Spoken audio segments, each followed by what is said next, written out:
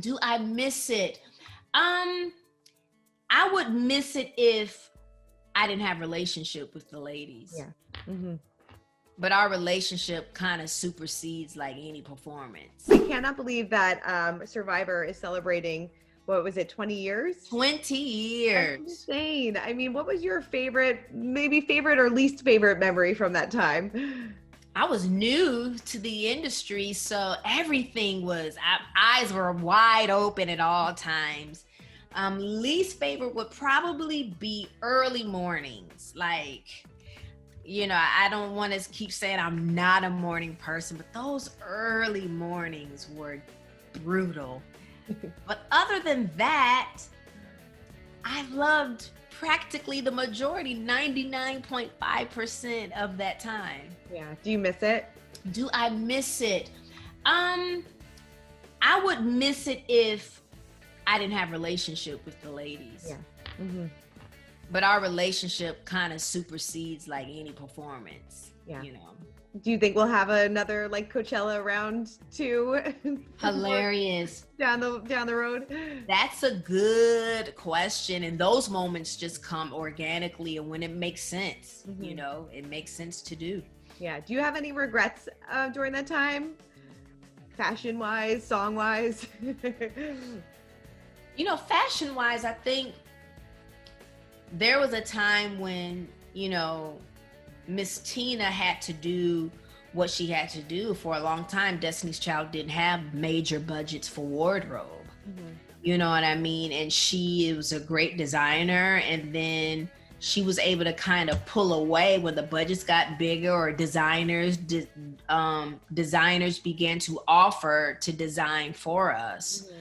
Mm-hmm. Song-wise, you always continue to evolve as an artist and grow. You know, in our 40s, Happy Face could seem like something so cheesy to sing, but it's so declarative, it's so affirming, and it's like we really did, you know, some pretty major songs uplifting people. Oh, totally. Definitely. Yeah, that's a good question, actually. That's a good question. I need to really think. I mean, there's been a lot. You have to go back through a lot of catalogs. There's something that's a good question. Maybe part 2 of this. That's a good question. Do I really have a song that I don't like? I can't say that I do. If I'm thinking off the top of my head, trying to remember every song we ever recorded. Well, that's a good thing then. That's a good question. That is such a good question.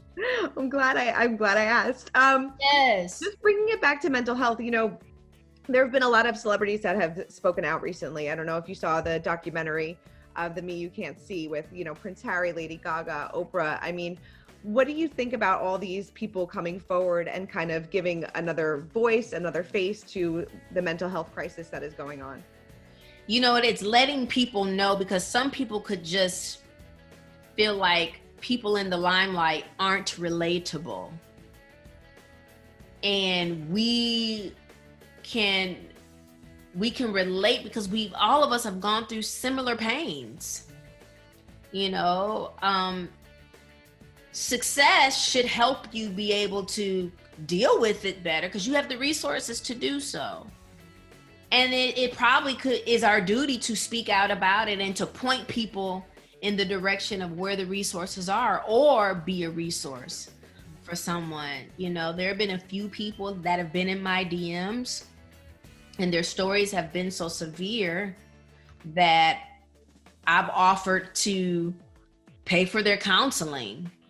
You know, I pay for the counseling direct. Like I say, okay, well, give me the practitioner. And of course we have to do confidentiality and all that stuff, but I'm serious about it. I'm like, if you are willing, will you go at least do the consultation?